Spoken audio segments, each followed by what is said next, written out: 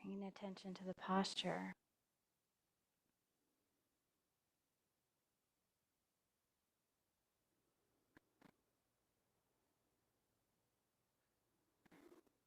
And bringing energy to the spine.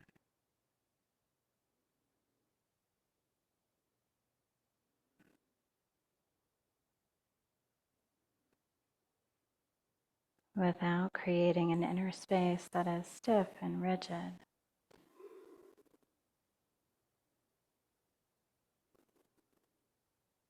Or rather a spine that will uphold the body.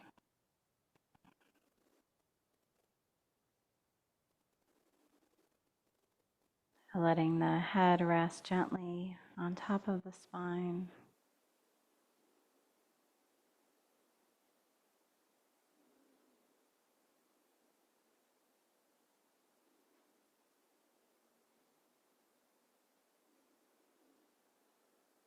And letting the arms hang, just float gently down from the shoulders.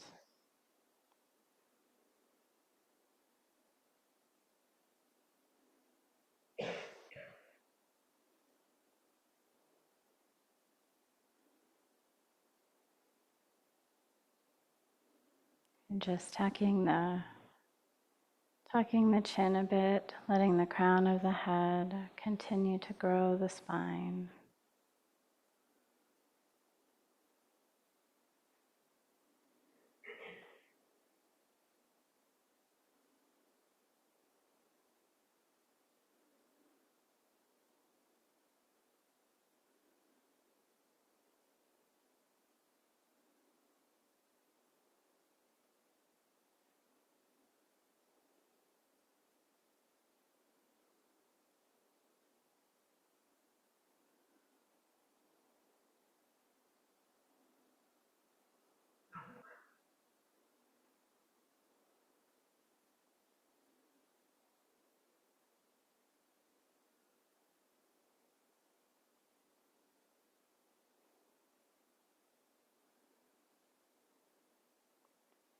Imagining the breath energy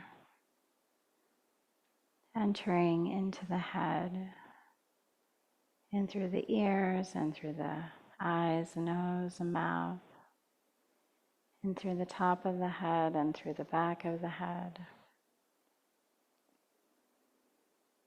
And creating a space and a lightness.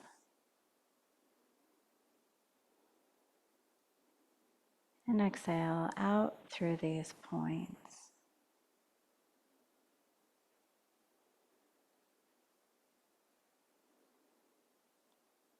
Making space.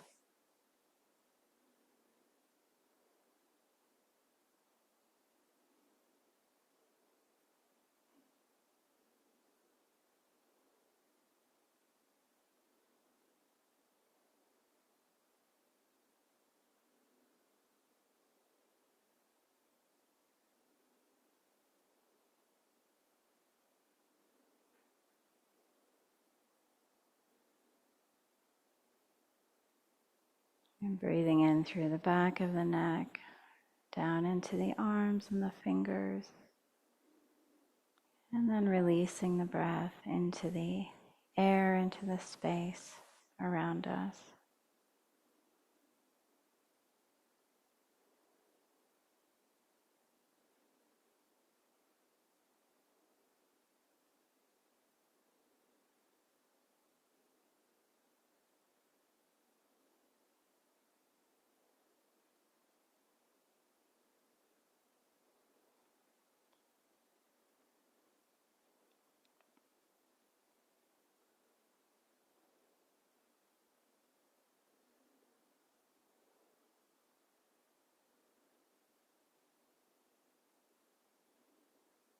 Breathing into the back of the neck and picturing the breath energy heading down the spinal column.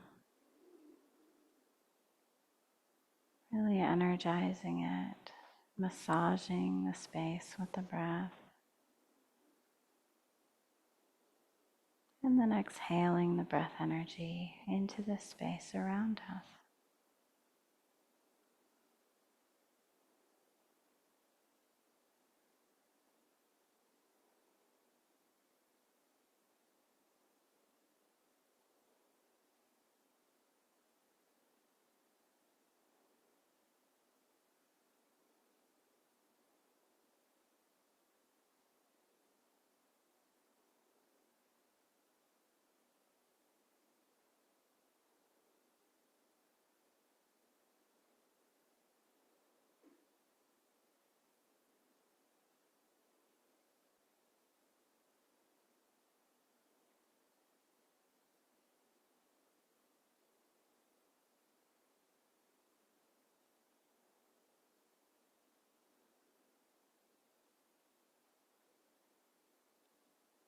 Inhaling into the throat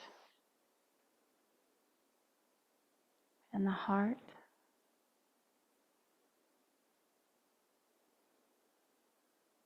Just bringing a lot of energy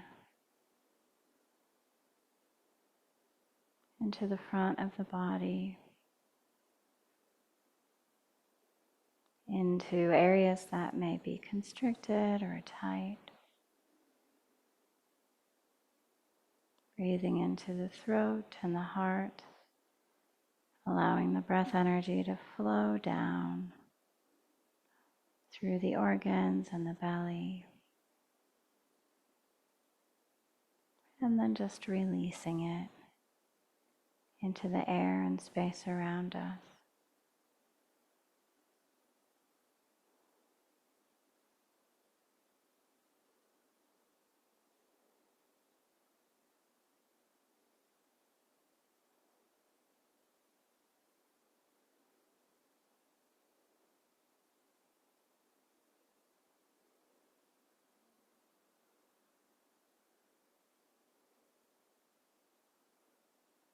And bringing the breath energy into the base of the spine, into the hips and legs, into the feet. And exhaling the breath into the space around you.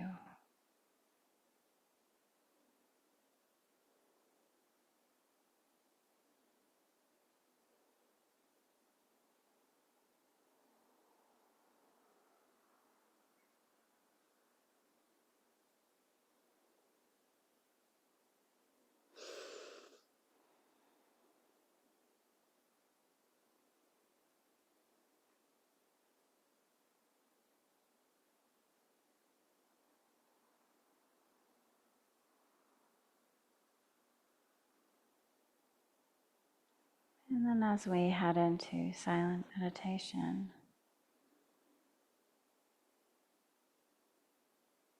imagine bringing the breath into the whole body, bringing these parts together.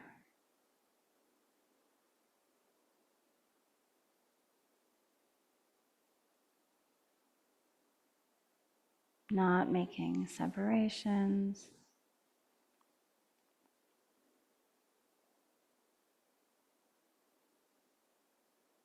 and not bringing the thinking mind to any one space, but just breathing in whole body.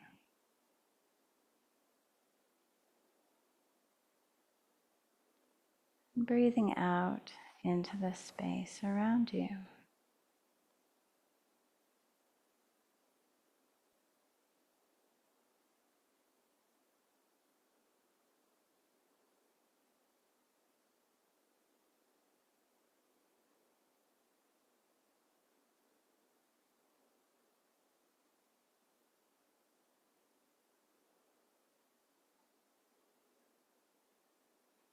I like to imagine myself as a porous being,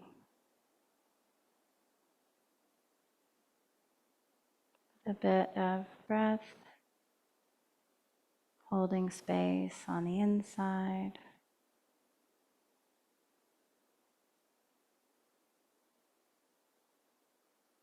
And a bit of breath holding space on the outside.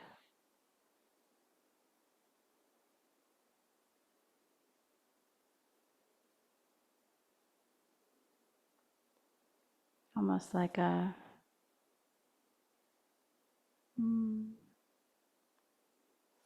force field of goodness.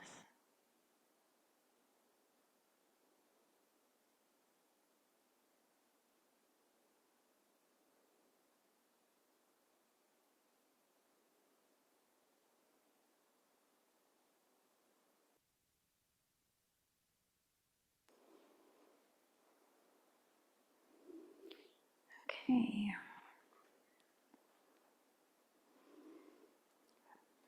Pretty good sized group today. Must be something going on.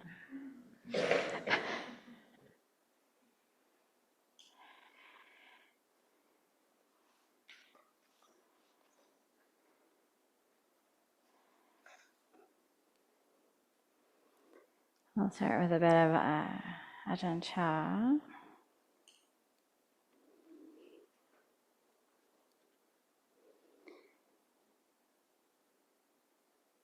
The basics in our practice should be first, to be honest and upright. Second, to be wary of wrongdoing. And third, to be humble within one's heart. To be aloof and content with little. If we are content with little in regards to speech and in all other things, we will see ourselves and we won't be distracted. The mind will have a foundation of virtue, concentration, and wisdom.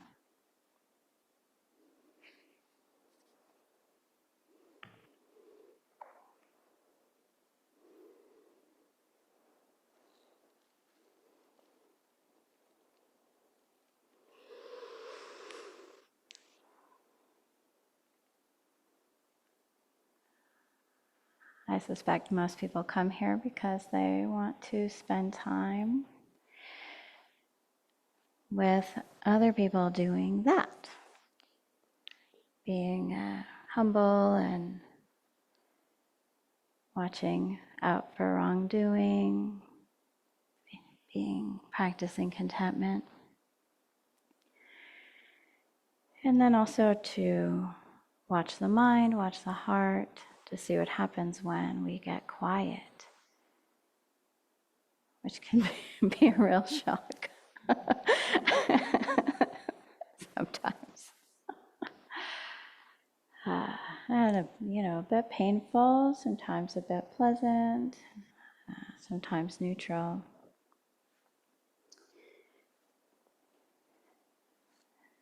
We have a program here at Portland Friends of the Dhamma called the Upasika program.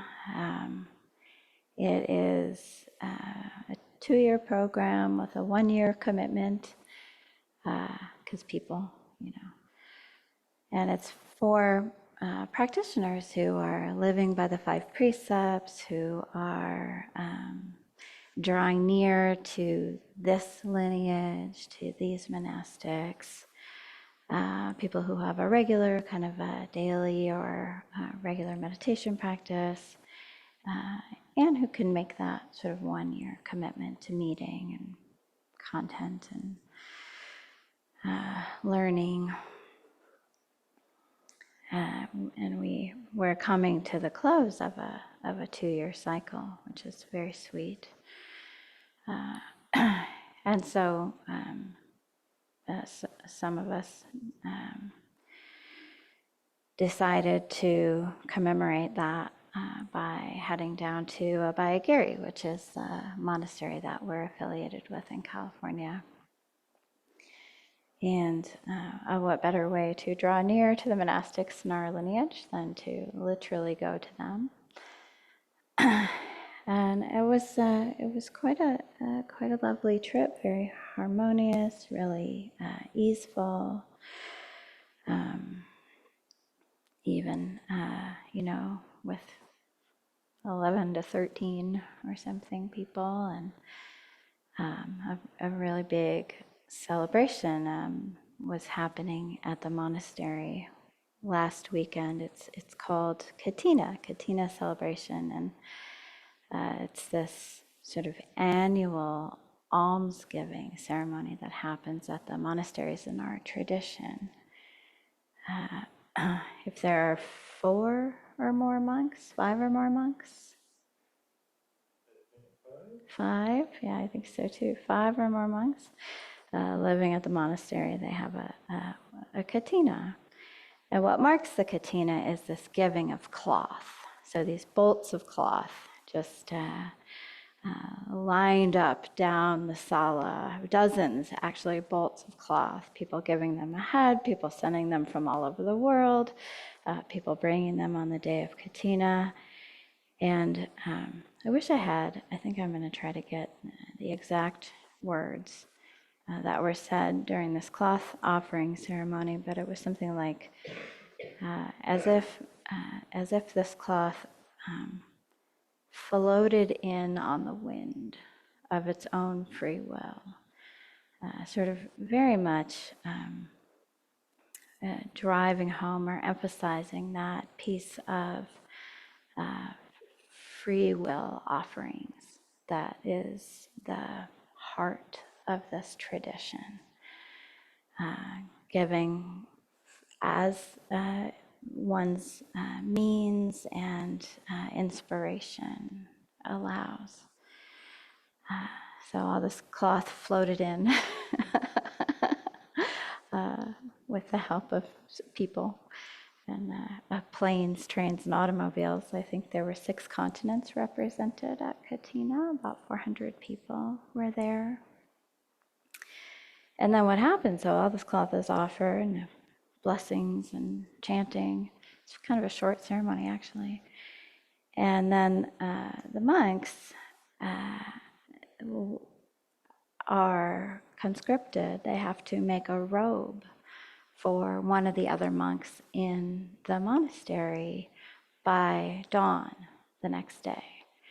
So they choose some cloth from all the cloth that's been given, and then they have to cut it and sew it and dye it and offer it in a ceremony before the next morning.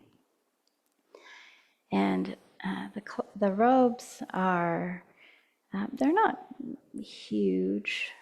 Maybe at least the sabang, the one that they were making, is kind of a lower robe.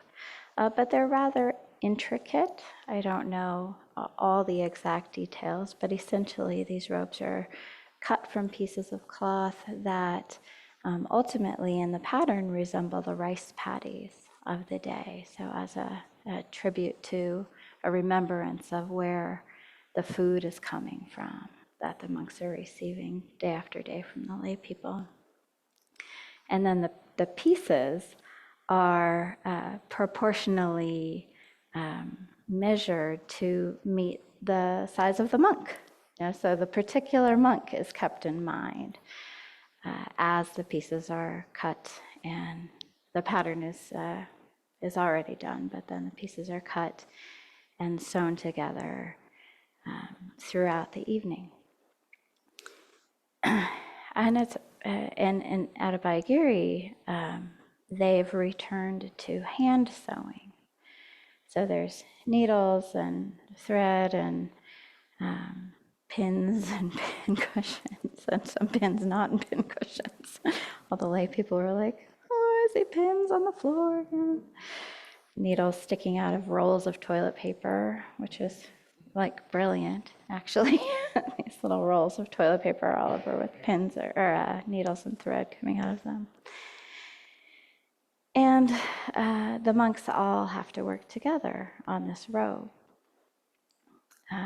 So they all gathered into one of the salas, one of the meditation halls at the monastery, and began cutting and ironing and assembling and sewing by hand. And as the evening wore on, so it all started about 2:30, and as the evening wore on, more and more lay people kind of gathered in the sala, the smaller. So it used to be the main sala, now it's where they have tea and main meal and work meetings and things like that. It's a little bit on the smaller side. And the lay people were kind of gathered around the edges of things, and some monks who were visiting but not involved maybe in the sewing were gathered on the edges of things. And there was a lot of chatting and talking on Dhamma and sitting silently and watching, observing. And that went on for quite a few hours. I think the total time it took to get to the ceremony in the evening was about 7 hours. And there was nothing else going on in the monastery but the sewing. And it occurred to me at one point that, in the world, maybe if you've ever attended a board meeting or, been a part of on the edges of a group that has a purpose, if you're in a room and you don't have a purpose to be there, I think it's pretty common to be asked to leave. Like, okay, anybody who doesn't have a purpose here right now can head out. All right, let's make some space. Let's make some mental space. And that never happened. There was easily twice as many people not sewing as sewing. But that didn't mean we didn't have a purpose. And so it helped me reflect on the purpose of the people who were gathered. And, as far as I could tell, and as far as I felt, being one of those people, the purpose was to watch, observe, learn from the harmony of the activity, pick up the modeling of the monks who were working together on this thing, who were teaching each other, who were correcting mistakes, who were working diligently, and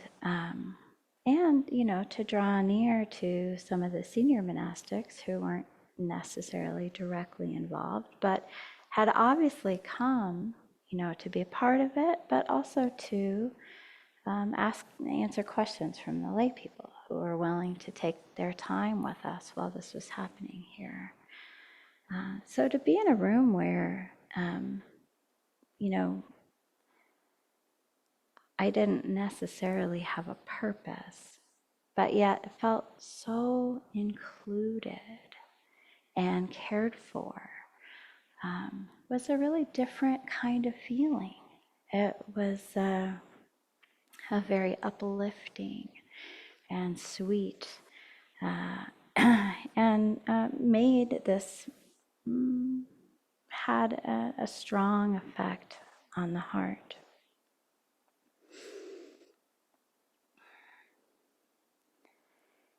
And so, part of the reason that people gather in a place like Portland Friends of the Dhamma is very similar, maybe the same, as the reason that people gather at a place like a monastery. There are examples of goodness and compassion and joy and equanimity everywhere we look, in every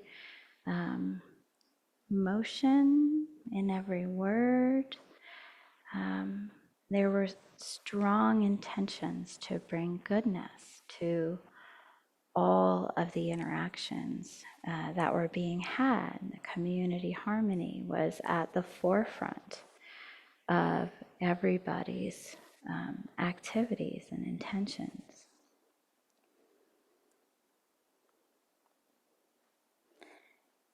One funny side plot for me, how there's always a side plot. It's 95% of the time in our heads. That's why it's a side plot, not the actual plot. was that the group sort of pooled resources to make some gifts for the monks and make some offerings to Abhayagiri. And when I've gone in the past, I've gone down several times in the past, and the group would put together a gift. It's just very traditional, present something, make an offering. And we would make an offering, put together like a bag or a, collection of gifts or something, make an offering at tea time or at breakfast or a period when people are gathered, but there's not a strong container that would exclude a spontaneous offering. And because this was Kathina, which is basically an offering, day of offering, you offer cloth during the ceremony, but there's this table outside of the ceremony where you can put non-cloth gifts. And so I asked several ajahns, what we brought these gifts, what should I do with them? Oh, put them on the table, put them on the table. I really didn't like that answer. I had this strong desire to make an offering, to sidle up to the monastic sangha and bow and offer and sort of have it received. I was picturing something in my head, and then finally I asked Longpur, and he said, "Just put it on the table." Okay. It's like the Buddha would, if he was asked 3 times, he'd finally tell you. Now, I asked 3 times and never got the answer I wanted, so finally decided to listen to it. And so we left the gifts on this table. But it turned out that this table is really for like toilet paper and Kleenexes and Clorox wipes and things like that. It was very much like a store's offering. And we didn't know that. And our lake had made these gorgeous, like handmade bags, and they really stood out on this table, But I asked 3 times, so they're going on the table. That's why it's a side plot, guys. I could have done anything, but they went on the table. And so then I found out that these gifts went into storage with the toilet paper and the Clorox wipes and all the things. And I knew that inside the gifts, inside the bags, were sort of food and personal offerings and money and gift cards and things like that, or not money, but gift cards, things like that. And so then I knew I had to figure out something else. And so I went and I sat outside the abbot's office, just enjoying the park bench outside the abbot's office, because time is not real, So and respect really is there. So banging down the door to find out, what I should do with my gifts, our gifts, was not the right thing to do. But sitting outside the abbot's office was fine. Was fine. So I sat outside for a while in this kind of open area, and then the abbot, Ajahn Yaniko, came out, and I didn't say anything, and he sat down next to me, which is an indication that I have time. I have time for you. That's how they indicate, I have time for you. So he sat down sort of across from me, and I said, "Oh, there's a funny thing. Funny thing happened. We have these gifts, and they're like this, but they went in storage. And what do you think we should do?" Just being really open and curious. Still, recognizing something kind of went sideways, or that we didn't know the context of giving. And he said, "Oh, those were supposed to come out here." And now monks don't run, but he fast walked over to the stores, and he brought them out. And he said, oh, they were supposed to be left outside the abbot's office. And if you'd like to offer them now, I'm happy to offer a blessing. And so that was very sweet, and then we sort of spread the word, find the people, grab the Portlanders. And we offered the gifts, and he offered a blessing. And it was fine. It was perfect. It was very sweet. And it didn't look anything like how I planned it or what I thought it should be or what I gave up to after being told several times. I just kept looking at the context. Okay, well, it's kind of like this, but then I was told this, and then it didn't quite seem right, and I think he'd want to know. And he did. And he was happy to receive the gifts and offer the blessing. And,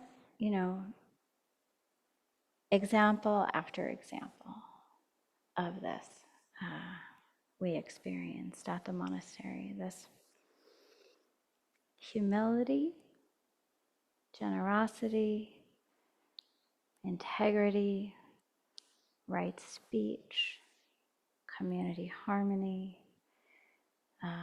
honesty, receptiveness. It's a good model, and a model that I have, once I saw it 20 years ago, that was it for me. Okay, I can learn from this. They don't have to say anything. I can learn from this. And so that's how, this became my spiritual home, was seeing that model and recognizing that I could learn from it. I could become skilled in goodness, as the Metta Sutta says. So I'm really, really happy to be back, enjoying being with community again, this community again. And we have a bit of time, so I would like to open it up for questions or comments or anecdotes on any topic.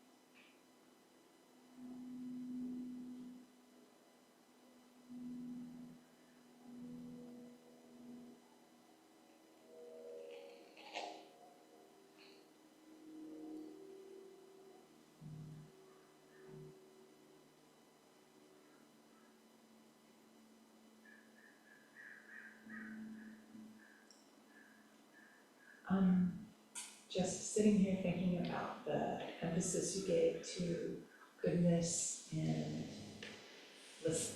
Well, you didn't maybe say, but what I heard was, listening and just being receptive.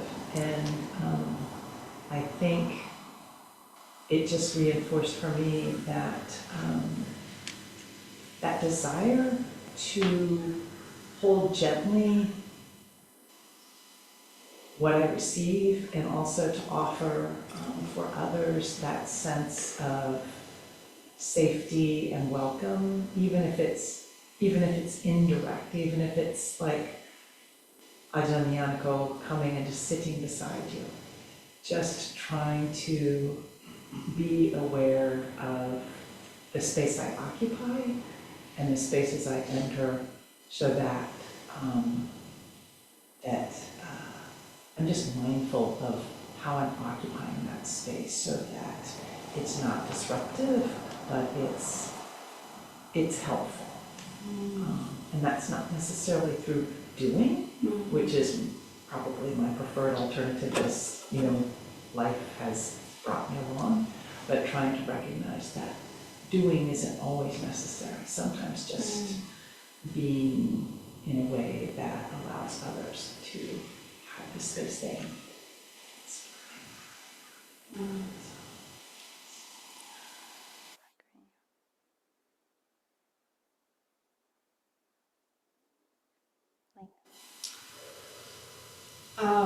Well, I was fortunate enough to go on this trip, and I have been thinking about reflecting on the harmony of our group, and also just of all the visitors and of the monastic community, and reflecting on how harmony, where harmony comes from in communities. And one thing I was noticing was that letting go of fixed view. I saw it happening, and also in myself. There's always opinions about how to do things or the right way, and the ease that can come from just being part of the process and choosing ease over a fixed view. And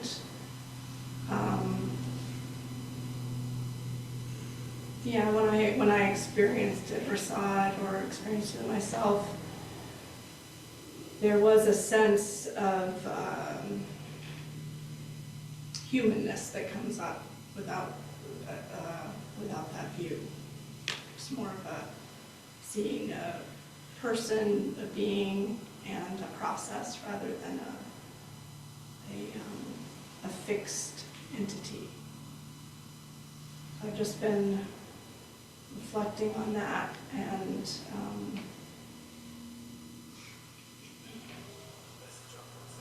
just how to kind of allow that harmony to be in the wider community.